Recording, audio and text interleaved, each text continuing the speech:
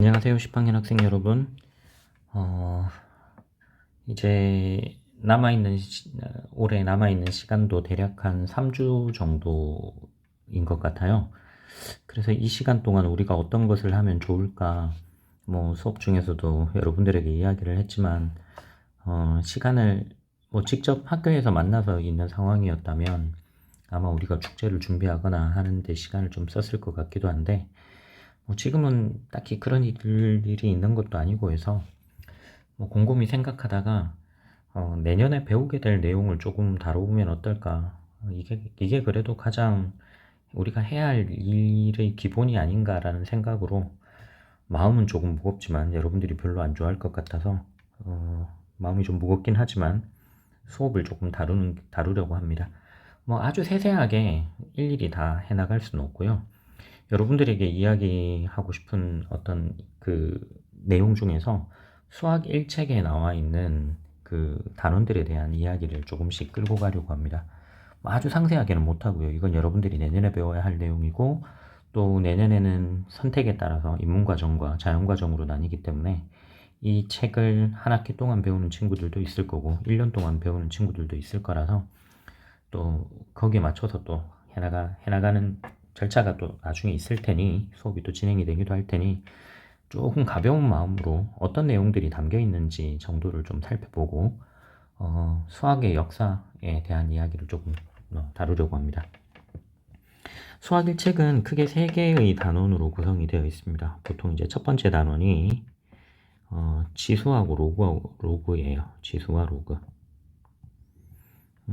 지수는 이미 알고 있는 표현이고요. 로그라는 표현은 처음 들은 친구들도 있긴 있을 겁니다. 물론 이제 여기에 더해서 이 함수 개념하고 결합하게 되는 내용까지 더해서 배우게 될 거예요. 자, 두 번째 단어는 삼각함수거든요. 삼각함수. 이름은 비슷한 걸 들어봤죠. 중학교 때 배웠던 삼각비가 확장이 된 것이다.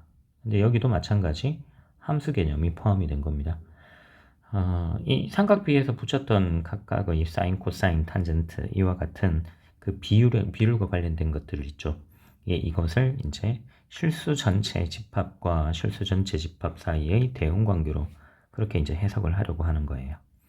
그리고 이제 세 번째 배우는 단원이 바로 여기 이번 시간에 좀 이야기를 하려고 하는 수열입니다. 세 개의 단원 중에서 왜 수열을 먼저 선택을 한 건가 하면 이 수열 단원이 일단 첫 번째나 두 번째 단원 여러분들이 함수라고 이야기를 하면 조금 까다롭게 생각하는 경우가 좀 많은 것 같아요. 얼마 전에도 이제 함수에 대해서 우리가 배우기는 했었는데 그것이 확실하게 기준이 잡히지 않은 상태에서 들어가다 보면 조금 흥미를 잃을 수 있을 것 같기도 하고 수열이라고 하는 것이 이제 처음 접근을 할 때는 좀 쉬워요. 좀 쉽게 접근을 할 수 있는 문턱이 좀 낮다고 볼 수 있는 그런 단원이기 때문에 이 수열을 먼저 고르기로 했습니다.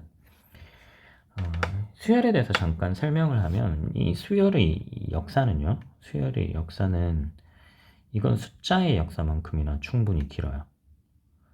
숫자의 역사만큼 비슷한 역사를 가지고 있다. 물론 숫자 개념이 뭐 좀 더 먼저 등장하기는 했을 겁니다. 그러면 이제 수열이라고 하는 것은 어떻게 쓰였느냐, 뭐 이런 게 이제 그 다음 생각해 볼 문제인데, 수열은 이제 교과서에서 이야기하기를 숫자를 어떤 규칙성을 가지고 나열한 것을 뜻해요. 그러니까 숫자의 나열. 여기서 숫자라고 하는 것은 1, 2, 3, 4, 5, 6, 7이라고 하는 이 숫자 혹은 그 숫자에 대응할 수 있는 것들, 뭐 이렇게 좀 포괄적으로 생각할 필요가 있는데, 그런 개념들에 대해서 규칙성을 가지고 나열을 한 것, 이렇게 쓰인다고요. 그러면 이 규칙성이라고 하는 것이 굉장히 다양하죠. 수학에서 사용하는 가장 기본이 되는 더하기, 빼기, 곱하기, 나누기. 주로 이걸 많이 다루기는 하지만 이것 이외에도 뭐 사칙연산을 제외한 나머지 규칙성이라고 하는 것들도 얼마든지 존재하기는 합니다. 자, 그래서 이제 이런 것들을 이제 통칭해서 배우고요. 이 수열의 역사를 이야기를 하면 빼놓을 수 없는 것이 린드 파피루스 이야기를 해야 돼요. 예, 여러분들 역사 별로 안 좋아할 텐데 린드는 이 파피루스를 발견한 사람의 이름이에요.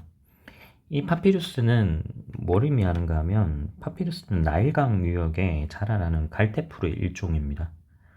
그런데 왜 이걸 파피루스라는 이름이 여기 붙어 있느냐? 이 파피루스를 가지고 종이와 비슷한 걸 만들어내요.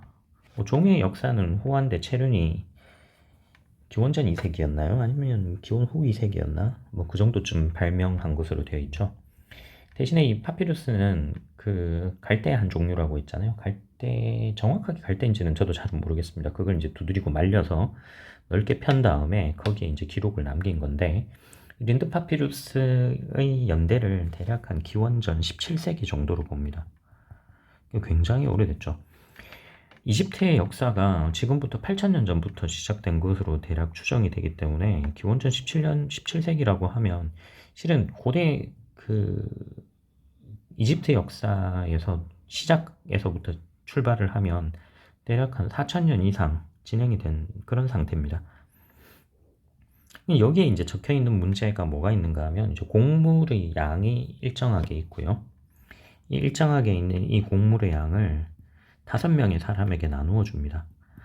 그런데 이 5명의 사람에게 나누어 주는데 그냥 편의상 A, B, C, D라고 할게요. 이 5명에게 A보다는 B가 더 많고 B보다는 C가, C보다는 D가, D보다는 E가 더 많은데 이들 사이의 차이 값이 일정하게 배분을 하는 거예요. 일정하게 배분을 한다. 예를 들어서 A에게는 1kg을 줬으면 요 차이가 항상 일정하게 2kg이다 이렇게 되면 B는 3kg, C는 5kg, D는 7kg, E는 9kg 이렇게 일정한 양만큼을 주겠다. 그런데 이제 거기에서는 이 곡물의 양이 정해져 있고요. 이 곡물의 양이 정해져 있다 보니까 이 차이가 만들어질 수 있는 것은 가운데를 기준으로 해서 왼쪽과 오른쪽이 서로 대칭인 형태로 표현이 되겠죠. 그러면 이 차이가 얼마인지를 설명을 하기 위해서는 조건이 한 가지가 더 필요한데 거기 나온 조건을 보면 가장 적게 받는 3명이 받은 양이 많이 받은 2명의 양의 7분의 1만큼이다. 이런 조건이 붙어 있습니다. 이런 종류의 이제 문제가 가장 기본적인 수열의 문제예요. 숫자를 규칙적으로 나열한다. 요즘으로 표현하면 이걸 등차 수열이라고 합니다. 여기 나오는 이 표현이에요. 등자는 같다고요. 차는 차입니다. 즉 차이가 일정한 숫자들을 나열한 것. 그러면 그 뒤에 나오는 등비 수열이라고 하는 것은 비율이 일정한 숫자들의 나열 이렇게 해석이 되겠죠. 이 등차 수열과 등비 수열이라고 하는 것은 가장 기본적으로 덧셈과 곱셈에 기반을 둔 숫자들의 나열이에요. 일정하게 더해서 그 다음이 진행이 된다. 혹은 일정한 값만큼을 곱해서 그 다음번이 나열이 된다. 자, 그런데 이제 여기서 등장한 이 수열들의 경우는 한계가 있는 요 각각의 개수가 정해져 있는 한이 있는 유한 수열이라고 이름을 붙여요. 각각의 이름을 이걸 항이라고 나중에 이름을 붙이거든요. 요 항의 개수가 1개, 2개, 3개, 4개, 5개 이렇게 일정한 개수, 정해진 개수가 있더라. 제한적인 개수가 있더라. 그래서 유한 수열을 다루게 됩니다. 그러다가 시간이 지나서 우리가 보통 잘 알고 있는 피타고라스 학파, 가장 대표적인 수학자가 피타고라스인데요.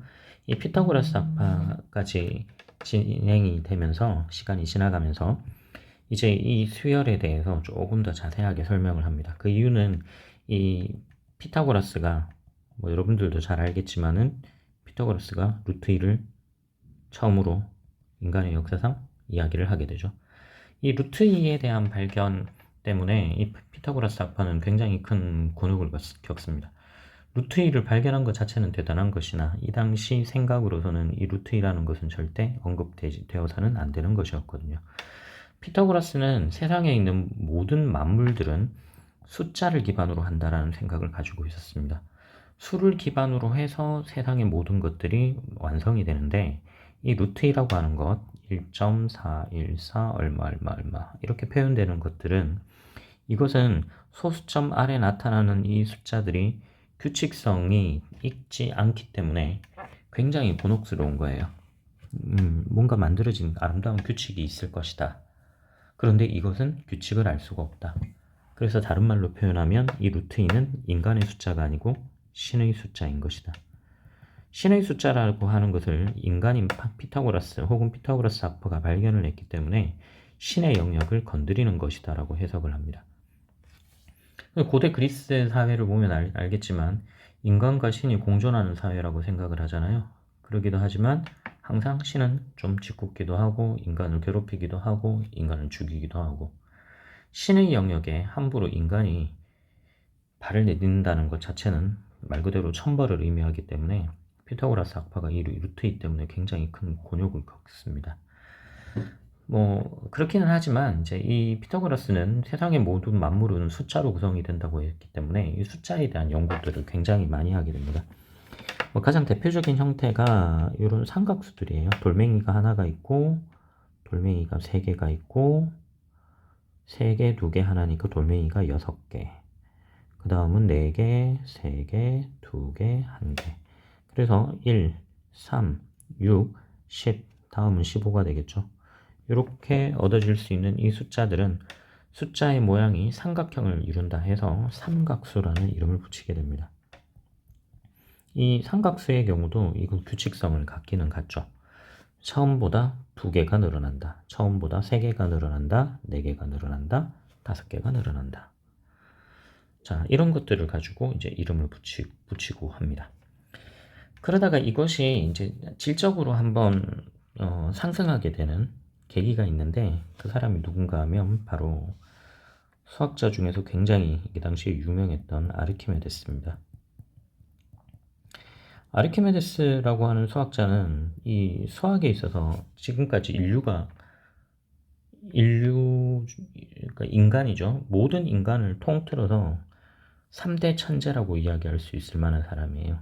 아르키메데스는 굉장히 많은 훌륭한 생각들, 아이디어들을 많은 걸 제공을 하는데, 이 아르키메데스의 경우는 이 수열의 한계를 조금 더 무한한 수열 쪽으로 좀 당겨갑니다. 가장 대표적인 케이스가 이 아르키메데스가 파이 값을 찾아내는 과정이에요. 예전 1학기 때 이 파이 값 찾는 과정에 대한 걸 수업 중에 잠깐 설명한 적이 있었습니다. 물론 원 안쪽과 바깥쪽 두 가지가 있는데, 그때도 이제 안쪽에 대해서만 설명을 했었는데요. 안쪽 원에서 이렇게 정육각형을 뽑아냅니다. 그러면 원 둘레보다는 정육각형의 둘레가 훨씬 짧게 되죠. 왜냐하면 곡선과 직선 사이의 관계.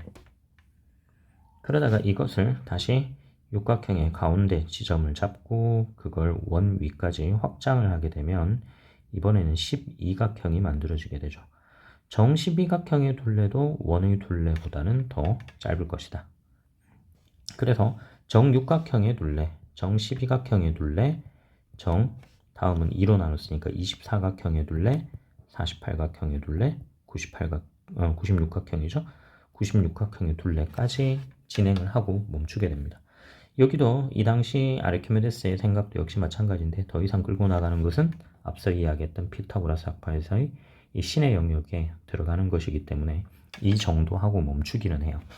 여기서 얻어낸 이 수열이 뜻하는 바가 뭐냐? 바로 원둘레의 근접하는 무언가의 값입니다.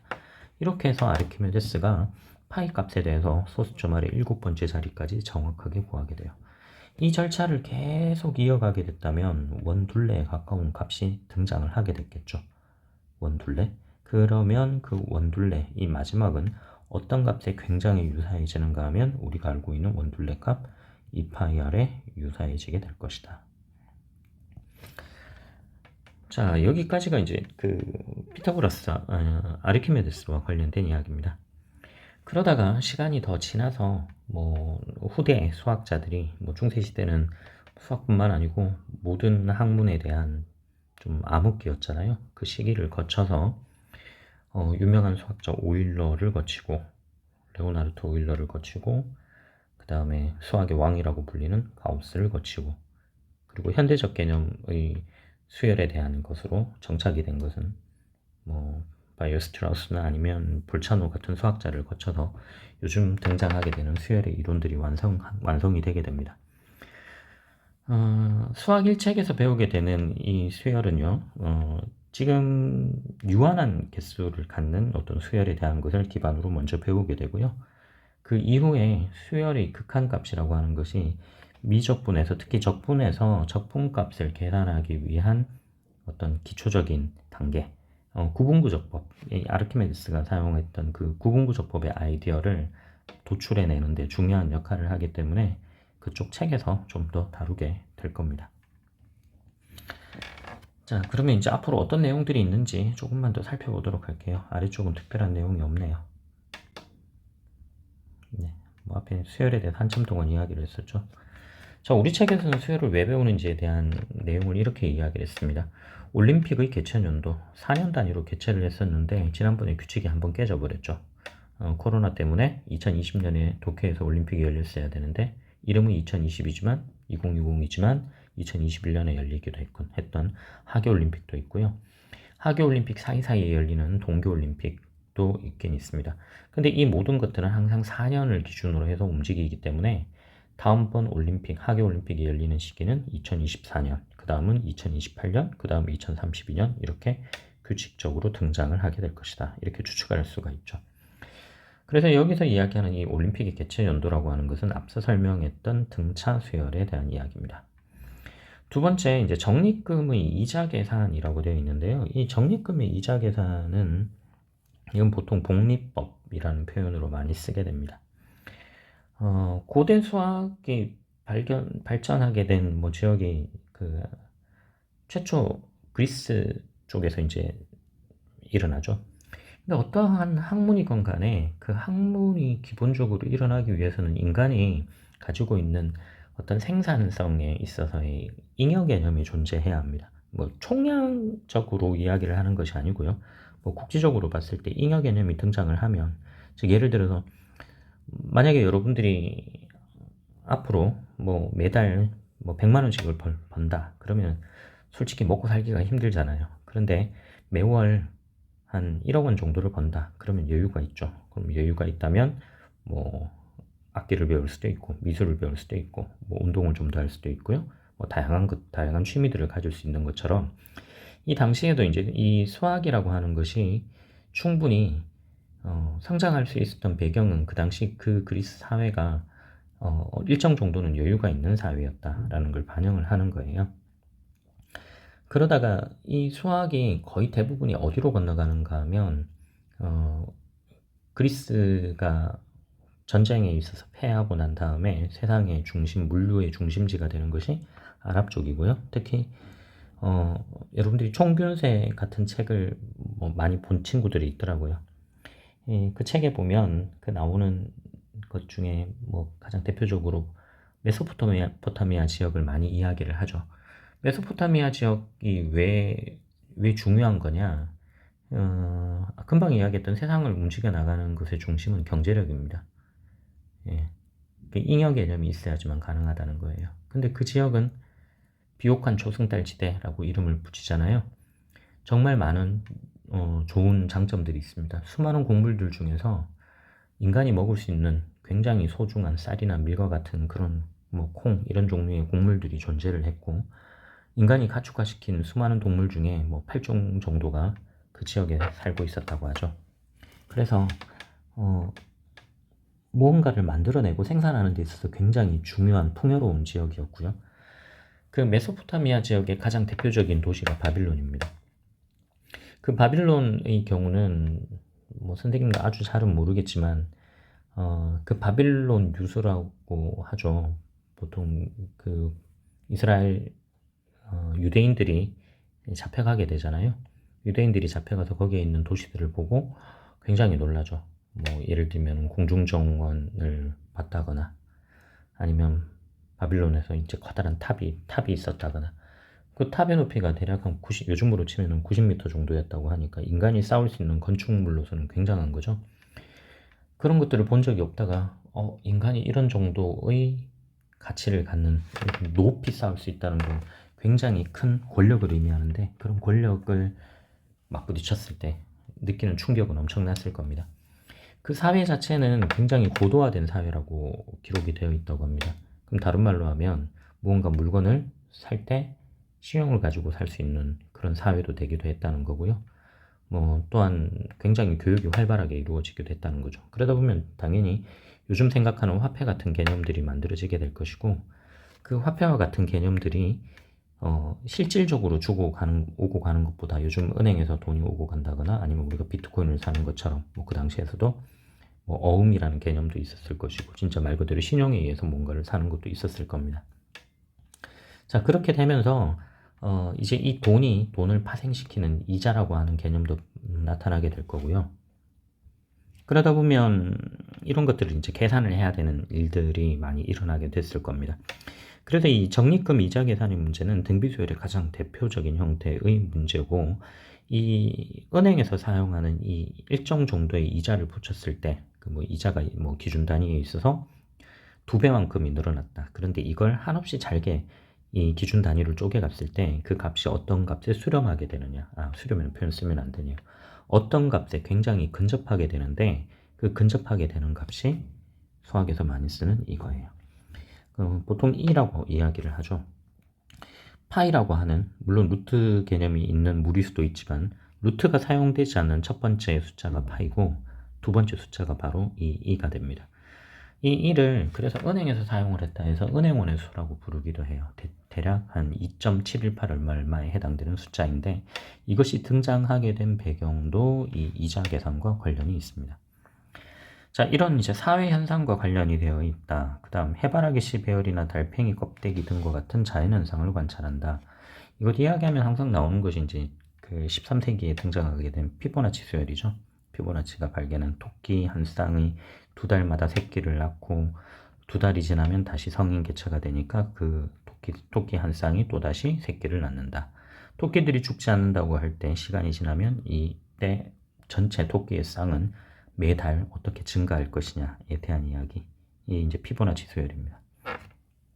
피보나치 수열과 관련된 내용들은 뭐 여러분들이 수학 신문에도 꽤나 많이 써둔 것들도 있고 해서 이건 뭐 생략하도록 할게요. 자, 이와 같이 규칙성을 알아내고 탐구하는 데 필요한 수단이 수열이에요. 수열의 다양한 규칙성을 찾아서 식으로 나타낸다. 현대적으로 표현하는 거죠. 우리가 수식으로 표현하는 이유는 이것을 앞으로 어떻게 움직여 갈 것이다 라고 하는 것을 새로운 무언가의 도구를 가지고 이해를 하고 해석하려고 하는 거예요. 그래서 이제 추론한다라는 표현을 쓰는 거죠. 그렇다면 우리가 현재 주어진 것들을 가지고 앞날에 어떻게 움직여 갈 것인지를 파악할 수 있을 테니까 굉장히 유용할 것이다. 자, 그런 의미로 수열을 배운다. 수열의 항의 개수가 나중에 무한히 늘어나게 되면, 계속 늘어나게 되면 그것은 또 다른 쓰임새를 갖기는 합니다. 뭐 지금 당장은 다룰 만한 내용은 아닌 것 같아요.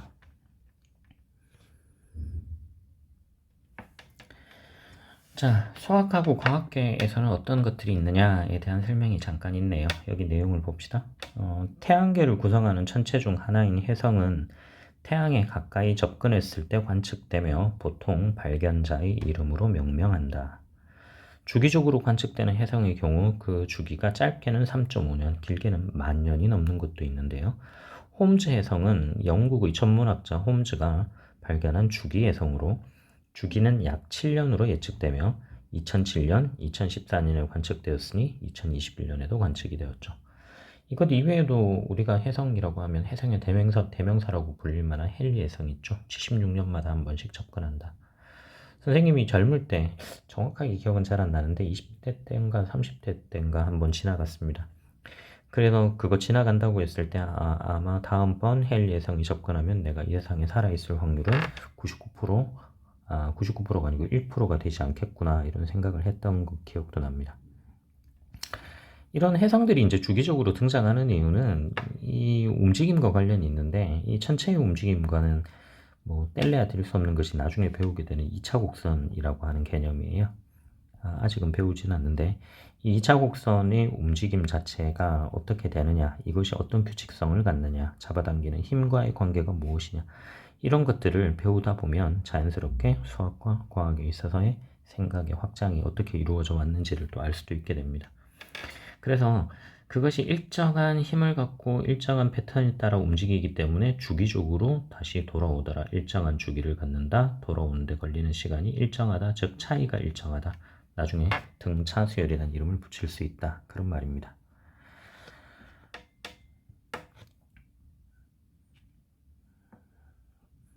자, 그래서 맨 처음에 이제 수열이 무엇인지를 먼저 좀 파악을 해야 되거든요. 지금까지 수열의 역사에 대한 이야기들을 굉장히 길게 했죠. 자, 이번 시간 마무리는 이 수열이 무엇인지 정도를 이제 생각을 하고 마무리를 지으려고 해요. 자, 지금 보이는 피라미드 모양으로 벽돌을 쌓았을 때 벽돌이 몇 개나 되는지를 한번 찾아보려고 해요. 맨 위쪽, 이걸 첫 번째 단이라고 합시다. 1단은 1개의 벽돌이 들어가 있습니다. 2단은 4개의 벽돌이 들어가 있죠. 3단은 몇 개일까 생각해보면 이건 9개, 4단은 16개, 5단은 25개. 앞서 이야기했던 피타고라스가 이 숫자들은 사각수라고 아니죠.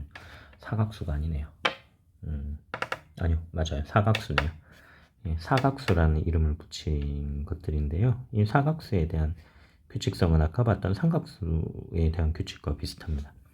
이 사각수들의 특징은 뭔가 하면 이건 제곱수들이에요. 1제곱, 2제곱, 3제곱, 4제곱, 5제곱 이렇게 채워져서 들어가더라.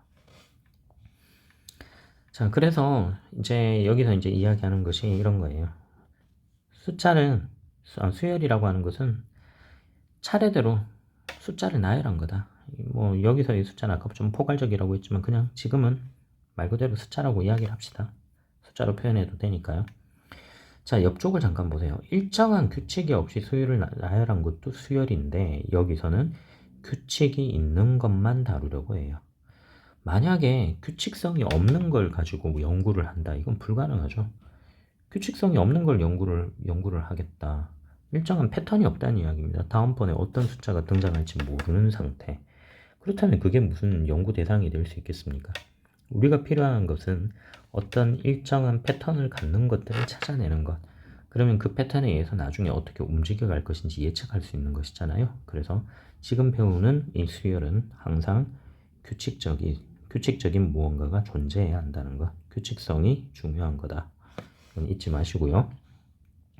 그 다음 수열을 표현을 할 때 첫째, 둘째, 셋째, 넷째 이걸 나타내기 위해서 아래쪽에 작게 숫자를 씁니다. 그러니까 인덱스를 붙인다라고 보통 이야기를 하는데 첨자라고 표현을 하기도 하고요.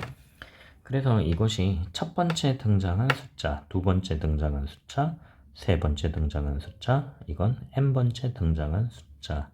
그래서 읽을 때 이 각각의 항이라는 이름을 붙여서 첫째 항, 둘째 항, 셋째 항, n번째 항이라는 이름을 쓰게 됩니다. 자, 뭐 가끔씩 제라는 말을 붙이기도 하는데 뭐 이건 붙여도 되고 붙이지 않아도 돼요. 스스로 확인하기 문제를 보면 4, 8, 12, 16, 20, 그 다음은 뭐 추측 가능한 것이 24, 28 이런 것들이죠. 실은 이거 함수 가지고 다루려면요, 여기에 주어진 이 각각에 대해서 이게 20 다음에 뭐 25, 뭐 49 어떤 것이 올 수도 있어요. 실은 올 수도 있는데 여기서는 눈에 가장 잘 띄는 규칙성을 이야기를 하는 것이다. 그렇게 봐주세요. 자, 그래서 첫 번째 항은 4가 되고요. 세 번째 항은 12가 되는 걸 알 수 있죠. 문제 1번도 그러면 간단하게 끝날 겁니다. 첫 번째 항은 1이죠. 첫 번째 항. 네 번째 항은 이거 숫자 이렇게 써볼게요. 첫 번째, 두 번째, 세 번째, 네 번째, 다섯 번째. 그럼 네 번째 항은 4분의 1이더라. 여기서 여러분들에게 굉장히 중요한 걸 한 가지를 표기를 했는데 여기에 나오는 이 아래쪽에 있는 이 숫자들입니다. 이게 첫 번째 항이 1이다. 두 번째 항이 2분의 1이다. 세 번째 항, 네 번째 항, 다섯 번째 항. 이렇게 표현하는 것이 나중에 여러분들이 규칙성을 파악하는 데 있어서 굉장히 큰 힘이 됩니다. 이 표기가요. 별것 아닌 것 같지만. 자, 어떻게 해서 그런 힘을 갖는지는 차차 좀 보기로 할게요. 자, 넘어가서 이제 다음 내용을 보면요. 이런 말들이 있어요. 수열의 제 n번째 항은 a 밑에 인덱스 n을 써서 이걸 그냥 읽을 때는 an이라고 읽어요. 이걸 이 수열의 일반항이라고 이름을 붙입니다. 일반항, 일반적인 항이다. 구체적으로 첫째, 뭐 100번째 이게 아니고 몇 번째인지 모르겠다. n번째 항을 그냥 일반항이라고 붙이고요. 수열을 간단하게 다음과 같이 표기하기도 합니다. 이게 집합으로 이야기를 했을 때 집합의 이 AN이라고 하는 것은 조건제시법과 같은 개념이라고 생각하면 돼요. 저 N이라고 하는 그 문자를 포함해서 수식의 형태로 표현을 하거든요. 그래서 이 오른쪽에 보면 이 수열이라고 하는 것 자체에 대해서 새롭게 하나를 표현을 하는데 함수 개념으로 가져와요. 아까 앞서 첫 번째 항, 두 번째 항, 세 번째 항으로 썼던 것들 있죠. 첫째 항, 둘째 항, 셋째 항, n번째 항. 첫째 항은 A1의 대응이 되고 두 번째 항은 A2, 세 번째 항은 A3, n번째 항은 AN의 대응이 된다. 이렇게 줬을 때 결국은 수열이라고 하는 것은 실수에서 어떤 실수 쪽으로 대응하는 집합이더라. 더군다나 정의역이 실수가 아니고 실수의 좀 부분집합 중에서 가장 대표적인 자연수에서 실수로 대응되는 함수인 것이다 라고 정의를 할 수도 있다는 거예요. 자연수에서 실수로 대응하는 함수를 우리가 수열이라고 하는구나.